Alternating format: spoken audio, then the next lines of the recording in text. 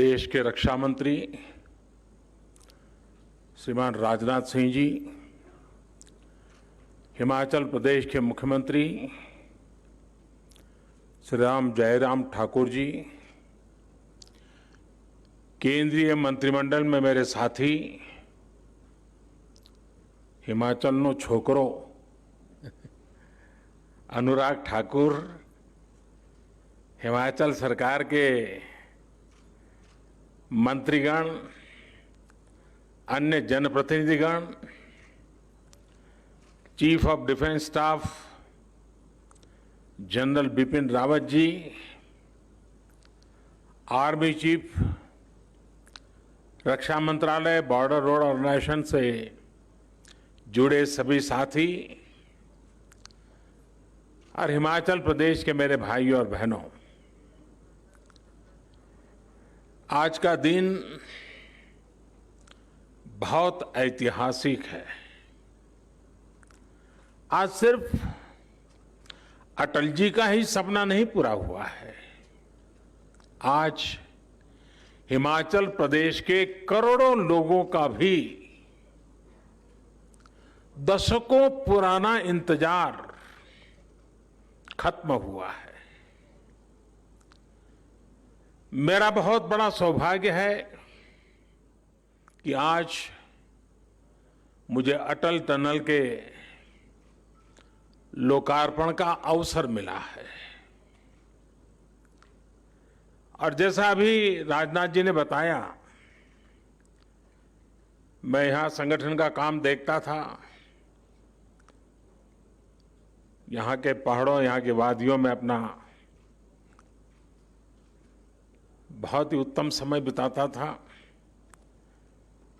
और जब अटल जी मनाली में आके रहते थे तो अक्सर उनके पास बैठना, गपशप करना, और मैं और धूमल जी एक दिन चाय पीते पीते इस विषय को बड़े आग्रह से उनके सामने रख रहे थे। और जैसा अटल जी का विशेषता थी, वो बड़ी आंखें खोल करके हमें गहराई से पढ़ रहे थे कि हम क्या कह रहे हैं। फिर मुंडी हिला देते थे, हाँ भाई। लेकिन आखिरकार जिस बात को लेकर मैं और धूमल जी उनसे लगे रहते थे, वो सुझाव अटल जी का सपना बन गया, संकल्प बन गया, और आज हम उसे एक सिद्धि के रूप में अपनी आंखों के सामने देख रहे हैं। इससे जीवन का कितना बड़ा संतोष हो सकता है, आप कल्पना कर सकते हैं। अब से पहले, कुछ मिनट पहले, हम सब ने एक मूवी भी देखी और मैंने वहां एक पिक्चर गैलरी भी देखी, the making of Atal tunnel. अक्सर लोकार्पण की चकाचौंध में वो लोग कहीं पीछे रह जाते हैं जिनके परिश्रम से ये सब संभव हुआ है। अभेद्य पीर पंजाल का उसको भेद कर एक बहुत कठिन संकल्प को आज पूरा किया गया है। इस महायज्ञ में अपना पसीना बहाने वाले, अपनी जान जोखिम में डालने वाले मेहनतकश जवानों को, इंजीनियरों को, सभी मजदूर भाई बहनों को आज मैं आदर पूर्वक नमन करता हूं। साथियों, अटल टनल हिमाचल प्रदेश के एक बड़े हिस्से के साथ साथ नए केंद्र शासित प्रदेश लेह लद्दाख की भी लाइफलाइन बनने वाला है। अब सही मायनों में हिमाचल प्रदेश का ये बड़ा क्षेत्र और लेह लद्दाख देश के बाकी हिस्सों से हमेशा जुड़े रहेंगे। प्रगति पथ पर तेजी से आगे बढ़ेंगे। इस टनल से मनाली और केलोंग के बीच इसकी दूरी 3-4 घंटे कम हो ही जाएगी। पहाड़ के मेरे भाई बहन समझ सकते हैं कि पहाड़ पर 3-4 घंटे की दूरी कम होने का मतलब क्या होता है। साथियों, लेह लद्दाख के किसानों, बागवानों, युवाओं के लिए भी अब देश की राजधानी दिल्ली और दूसरे बाजार तक उनकी पहुंच आसान हो जाएगी। उनका जोखिम भी कम हो जाएगा। यही नहीं, ये टनल देवधरा हिमाचल और बुद्ध परंपरा के उस जुड़ाव को भी सशक्त करने वाली है जो भारत से निकलकर आज पूरी दुनिया को नई राह, नई रोशनी दिखा रही है। इसके लिए हिमाचल और लेह लद्दाख के सभी साथियों को बहुत बहुत बधाई। साथियों, अटल टनल भारत के बॉर्डर इंफ्रास्ट्रक्चर को भी नई ताकत देने वाली है। ये विश्व स्तरीय बॉर्डर कनेक्टिविटी का जीता जागता प्रमाण है। हिमालय का ये हिस्सा हो, पश्चिम भारत में रेगिस्तान का विस्तार हो, या फिर दक्षिण और पूर्वी भारत का तटीय इलाका, ये देश की सुरक्षा और समृद्धि दोनों के बहुत बड़े संसाधन है। हमेशा से इन क्षेत्रों के संतुलित और संपूर्ण विकास को लेकर यहां के इंफ्रास्ट्रक्चर को बेहतर बनाने की मांग उठती रही है, लेकिन लंबे समय तक हमारे यहां बॉर्डर से जुड़े इंफ्रास्ट्रक्चर के प्रोजेक्ट या तो प्लानिंग के स्टेज से बाहर ही नहीं निकल पाए, या जो निकले वो अटक गए, लटक गए, भटक गए। अटल टनल के साथ भी कभी कभी तो कुछ ऐसा महसूस भी हुआ है। साल 2002 में अटल जी ने इस टनल के लिए अप्रोच रोड का शिलान्यास किया था। अटल जी की सरकार जाने के बाद जैसे इस काम को भी भुला दिया गया। हालत ये थी कि साल 2013-14 तक टनल के लिए सिर्फ 1300 मीटर यानी 1.5 किलोमीटर से भी कम काम हो पाया था। एक्सपर्ट बताते हैं कि जिस रफ्तार से अटल टनल का काम उस समय हो रहा था, अगर उसी रफ्तार से काम चला होता तो ये सुरंग साल 2040 में जाकर के शायद पूरी होती। आप कल्पना करिए,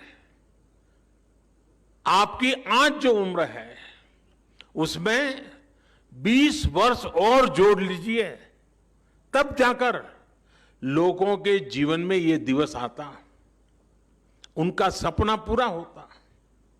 जब विकास के पथ पर तेजी से आगे बढ़ना हो, जब देश के लोगों के विकास की प्रबल इच्छा हो, तो रफ्तार बढ़ानी ही पड़ती है। अटल टनल के काम में भी 2014 के बाद अभूतपूर्व तेजी लाई गई। बीआरओ के सामने आने वाली हर अड़चन को हल किया गया। नतीजा यह हुआ कि जहां हर साल पहले 300 मीटर सुरंग बन रही थी, उसकी गति बढ़ाकर 1400 मीटर प्रति वर्ष हो गई। सिर्फ 6 साल में हमने 26 साल का काम पूरा कर लिया।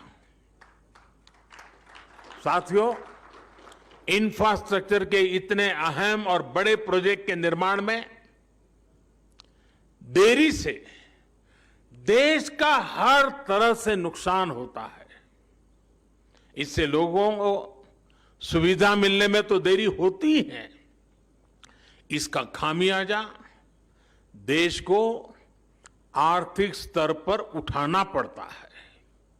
साल 2005 में यह आकलन किया गया था कि ये टनल लगभग 950 करोड़ रुपए में तैयार हो जाएगी, लेकिन लगातार होती देरी के कारण आज ये 3 गुना से भी ज्यादा यानी करीब करीब 3200 करोड़ रुपए से अधिक खर्च करने के बाद पूरी हो पाई है। कल्पना कीजिए कि अगर 20 साल और लग जाते तब क्या स्थिति होती। साथियों, कनेक्टिविटी का देश के विकास से सीधा संबंध होता है। ज्यादा से ज्यादा कनेक्टिविटी यानी उतना ही तेज विकास।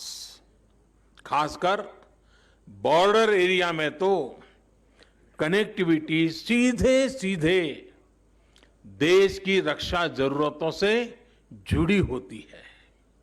लेकिन इसे लेकर जिस तरह की गंभीरता थी और उसकी गंभीरता की आवश्यकता थी, जिस तरह की राजनीतिक इच्छा शक्ति की जरूरत थी, दुर्भाग्य से वैसी नहीं दिखाई गई।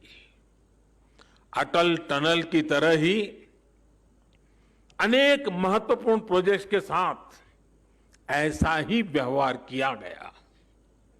लद्दाख में दौलत बेग ओल्डी के रूप में सामरिक रूप से बहुत महत्वपूर्ण एयर स्ट्रिप 40-50 साल तक बंद रही। क्या मजबूरी थी, क्या दबाव था? मैं इसके विस्तार में जाना नहीं चाहता। इसके बारे में बहुत कुछ कहा जा चुका है, बहुत कुछ लिखा जा चुका है, लेकिन सच्चाई यही है कि दौलत बेग ओल्डी की एयर स्ट्रिप वायुसेना ने अपने इरादों की वजह से शुरू हो पाई। उसमें राजनीतिक इच्छा शक्ति कहीं नजर नहीं आई। साथियों, मैं ऐसे दर्जनों प्रोजेक्ट गिना सकता हूं जो सामरिक दृष्टि से और सुविधा की दृष्टि से भले ही कितने भी महत्वपूर्ण रहे हो, लेकिन बरसों तक नजरअंदाज किए गए। मुझे याद है, मैं करीब 2 साल पहले अटल जी के जन्मदिन के अवसर पर असम में था। वहां पर भारत के सबसे लंबे रेल रोड ब्रिज बोगीबील पुल को देश को समर्पित करने का अवसर मुझे मिला था। ये पुल आज नॉर्थ ईस्ट और अरुणाचल प्रदेश से कनेक्टिविटी का बहुत बड़ा माध्यम है। बोगीबील ब्रिज पर भी अटल जी की सरकार के समय ही काम शुरू हुआ था, लेकिन उनकी सरकार जाने के बाद फिर इस पुल का काम सुस्त हो गया। साल 2014 के बाद ही इस काम ने भी गति पकड़ी और 4 साल के भीतर भीतर इस पुल का काम पूरा कर लिया गया। अटल जी के साथ ही एक और पुल का नाम जुड़ा है, कोसी महासेतु का। बिहार में मिथिलांचल के 2 हिस्सों को जोड़ने वाले कोसी महासेतु का शिलान्यास अटल जी ने ही किया था, लेकिन इसका काम भी उलझा रहा, अटका रहा। 2014 में हमें सरकार में आने के बाद कोसी महासेतु का काम भी हमने तेज करवाया। अब से कुछ दिन पहले ही कोसी महासेतु का भी लोकार्पण किया जा चुका है। साथियों, देश के करीब करीब हर हिस्से में कनेक्टिविटी के बड़े बड़े प्रोजेक्ट्स का यही हाल रहा है, लेकिन अब ये स्थिति बदल रही है और बहुत तेजी के साथ बदल रही है। बीते 6 वर्षों में इस दिशा में अभूतपूर्व प्रयास किया गया है। विशेष रूप से बॉर्डर इंफ्रास्ट्रक्चर के विकास के लिए पूरी ताकत लगा दी गई है। हिमालय क्षेत्र में चाहे वो हिमाचल हो, जम्मू कश्मीर हो, करगिल लेह लद्दाख हो, उत्तराखंड हो, सिक्किम हो, अरुणाचल प्रदेश हो, दर्जनों प्रोजेक्ट पूरे किए जा चुके हैं और अनेकों प्रोजेक्ट पर तेजी से काम चल रहा है। सड़क बनाने का काम हो, पुल बनाने का काम हो, सुरंग बनाने का काम हो, इतने बड़े स्तर पर देश में इन क्षेत्रों में पहले कभी काम नहीं हुआ। इसका बहुत बड़ा लाभ सामान्य जनों के साथ ही हमारे फौजी भाई बहनों को भी हो रहा है। सर्दी के मौसम में उन तक रसद पहुंचाना हो, उनकी रक्षा से जुड़े साजो सामान हो, वो आसानी से पेट्रोलिंग कर सकें, इसके लिए सड़कों का जाल बिछाया जा रहा है।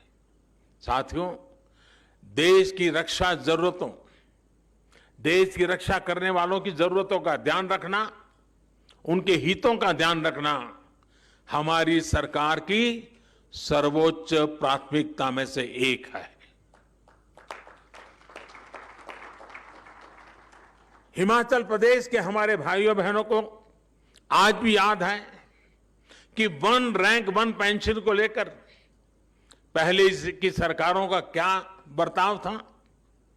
4 दशकों तक हमारे पूर्व फौजी भाइयों को सिर्फ वायदे ही किए गए, कागजों में सिर्फ 500 करोड़ रुपए दिखाकर ये लोग कहते थे कि 1 रैंक 1 पेंशन लागू करेंगे, लेकिन किया फिर भी नहीं।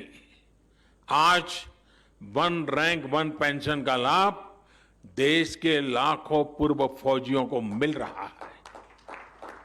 सिर्फ एरियर के तौर पर ही केंद्र सरकार ने लगभग 11,000 करोड़ रुपए पूर्व फौजियों को दिए हैं। हिमाचल प्रदेश के भी करीब करीब 1 लाख फौजी साथियों को इसका लाभ मिला है। हमारी सरकार के फैसले साक्षी हैं कि हमने जो फैसले किए वो हम लागू करके दिखाते हैं। देश हित से बड़ा, देश की रक्षा से बड़ा हमारे लिए और कुछ नहीं है। लेकिन देश ने लंबे समय तक वो दौर भी देखा है जब देश की रक्षा हितों के साथ समझौता किया गया। देश की वायुसेना आधुनिक फाइटर प्लेन मांगती रही।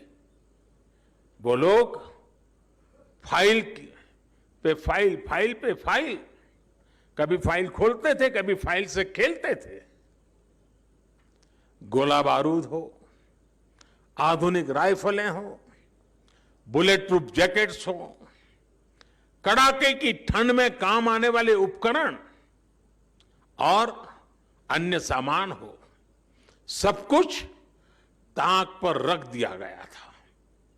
एक समय था जब हमारी ऑर्डिनेंस फैक्ट्रियों की ताकत अच्छे अच्छों के होश उड़ा देती थी, लेकिन देश की ऑर्डिनेंस फैक्ट्रियों को अपने हाल पर छोड़ दिया गया। देश में स्वदेशी लड़ाकू विमानों, हेलीकॉप्टरों के लिए HAL जैसी विश्व स्तरीय संस्था बनाई गई, लेकिन उसे भी मजबूत करने पर उतना ध्यान नहीं दिया गया। बरसों तक सत्ता में बैठे लोगों के स्वार्थ ने हमारी सैन्य क्षमताओं को मजबूत होने से रोका है, उसका नुकसान किया है। जिस तेजस लड़ाकू विमान पर आज देश को गर्व है, उसे भी इन लोगों ने डिब्बे में बंद करने की तैयारी कर ली थी। ये थी इन लोगों की सच्चाई, ये है इन लोगों की सच्चाई। साथियों, अब आज देश में ये स्थिति बदल रही है। देश में ही आधुनिक अस्त्र शस्त्र बने, मेक इन इंडिया हथियार बने, इसके लिए बड़े रिफॉर्म्स किए गए हैं। लंबे इंतजार के बाद चीफ ऑफ डिफेंस स्टाफ की व्यवस्था अब हमारे सिस्टम का हिस्सा है। इसे देश की सेनाओं की आवश्यकताओं के अनुसार प्रोक्योरमेंट और प्रोडक्शन दोनों में बेहतर समन्वय स्थापित हुआ है। अब अनेक ऐसे साजो सामान हैं जिनको विदेश से मांगने पर प्रतिबंध लगा दिया गया है। वो सामान अब सिर्फ भारत के उद्योगों से ही खरीदना जरूरी कर दिया गया है। साथियों, भारत में डिफेंस इंडस्ट्री में विदेशी निवेश और विदेशी तकनीक आ सके, इसके लिए अब भारतीय संस्थानों को अनेक प्रकार के प्रोत्साहन दिए जा रहे हैं। जैसे जैसे भारत की वैश्विक भूमिका बदल रही है, हमें उसी तेजी से, उसी रफ्तार से अपने इंफ्रास्ट्रक्चर को, अपने आर्थिक और सामरिक सामर्थ्य को भी बढ़ाना है। आत्मनिर्भर भारत का आत्मविश्वास आज जनमानस की सोच का हिस्सा बन चुका है। अटल टनल इसी आत्मविश्वास का प्रतीक है। एक बार फिर मैं आप सभी को, हिमाचल प्रदेश को और लेह लद्दाख के लाखों साथियों को बहुत बहुत बधाई और बहुत बहुत शुभकामनाएं देता हूं। हिमाचल पर मेरा कितना अधिकार है ये तो मैं नहीं कह सकता हूं, लेकिन हिमाचल का मुझ पर बहुत अधिकार है। आज के इस कार्यक्रम में समय बहुत कम होने के बावजूद भी हमारे हिमाचल के प्यार ने मुझ पर इतना दबाव डाल दिया, 3 कार्यक्रम बना दिए। इसके बाद मुझे और 2 कार्यक्रम में बहुत ही कम समय में बोलना है और इसलिए मैं यहां विस्तार से न बोलते हुए कुछ बातें 2 और कार्यक्रम में भी बोलने वाला हूं। लेकिन कुछ सुझाव मैं यहां जरूर देना चाहता हूं। मेरे ये सुझाव भारत सरकार के रक्षा मंत्रालय के लिए भी हैं, भारत सरकार के शिक्षा मंत्रालय के लिए भी है और बीआरओ के लिए स्पेशली भी है। एक, ये टनल का काम अपने आप में इंजीनियरिंग की दृष्टि से, वर्क कल्चर की दृष्टि से यूनिक है। पिछले इतने वर्षों में, जब से इसका डिजाइनिंग का काम शुरू हुआ, कागज पे लिखना शुरू हुआ, तब से लेकर कब तक, अब 1000-1500 लोग ऐसे छांटे, मजदूर भी हो सकता है और टॉप व्यक्ति भी हो सकता है। उसने जो काम किया है, उसका अपना जो अनुभव है, उसको वो अपनी भाषा में लिखे। एक 1500 लोग पूरी प्रोसेस को अगर लिखेंगे, कब क्या हुआ, कैसे हुआ, एक ऐसा डॉक्यूमेंटेशन होगा जिसमें ह्यूमन टच होगा। जब हो रहा था तब वो क्या सोचता था, कभी तकलीफ आई तो उसको क्या लगा। एक अच्छा डॉक्यूमेंटेशन, मैं एकेडमिक डॉक्यूमेंटेशन नहीं कह रहा हूँ, ये वो डॉक्यूमेंटेशन है जिसमें ह्यूमन टच है। किसी मजदूर काम करता होगा, उस दिन खाना नहीं पहुंचा होगा, कैसे काम किया होगा, उस बात का भी बड़ा महत्व होता है। कभी कोई सामान पहुंचने वाला होगा, बर्फ के कारण पहुंचा नहीं होगा, कैसे काम किया होगा। कभी कोई इंजीनियरिंग चैलेंज आया होगा, कैसे किया होगा। मैं चाहूंगा कि कम से कम 1500 लोग, हर स्तर पे काम करने वाले, 5 पेज, 6 पेज, 10 पेज अपना अनुभव लिखे। किसी एक व्यक्ति को जिम्मेवारी दीजिए फिर उसको थोड़ा ठीक ठाक करके लैंग्वेज वगैरह करके एक डॉक्यूमेंटेशन करना चाहिए। और छापने की जरूरत नहीं है, डिजिटली बना देंगे तो भी चलेगा। दूसरा, मेरा शिक्षा मंत्रालय से आग्रह है कि हमारे देश में जितने भी टेक्निकल और इंजीनियरिंग से जुड़े यूनिवर्सिटीज हैं, उन यूनिवर्सिटीज के बच्चों को केस स्टडी का काम दिया जाए और हर वर्ष एक एक यूनिवर्सिटी से 8-10 बच्चों के एक बैच यहां आए, केस स्टडी ये कैसे कल्पना हुई, कैसे बना, कैसे चुनौतियां आई, कैसे रास्ते निकाले, और दुनिया में सबसे ऊंची और सबसे लंबी जगह पे विश्व में नाम कमाने वाली इस टनल का इंजीनियरिंग नॉलेज हमारे देश के स्टूडेंट्स को होना ही चाहिए। इतना ही नहीं, ग्लोबली भी मैं चाहूंगा एमईए के लोग कुछ यूनिवर्सिटीज को इनवाइट करें, वहां की यूनिवर्सिटी केस स्टडी के लिए यहां आए, प्रोजेक्ट के रूप में स्टडी करें। दुनिया के अंदर हमारे इस ताकत की पहचान होनी चाहिए, विश्व को हमारी ताकत का परिचय होना चाहिए।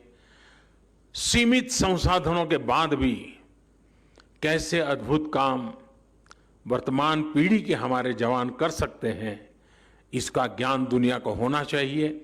और इसलिए मैं चाहूंगा कि रक्षा मंत्रालय, शिक्षा मंत्रालय, एमईए, बीआरओ सब मिल करके एक प्रकार से लगातार ये एजुकेशन का हिस्सा बन जाए। टनल का काम हमारी एक पूरी नई पीढ़ी से तैयार हो जाएगी।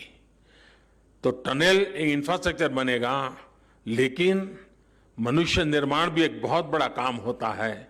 हमारे उत्तम इंजीनियर बनाने का काम भी ये टनल कर सकती है, और उस दिशा में भी हम काम करें। मैं फिर एक बार आप सबको बहुत बहुत बधाई देता हूं, बहुत बहुत धन्यवाद देता हूं, और मैं उन जवानों का अभिनंदन करता हूं जिन्होंने इस काम को बखूबी निभाया है, बखूबी पूरा किया है और देश का मान बढ़ाया है। बहुत बहुत धन्यवाद।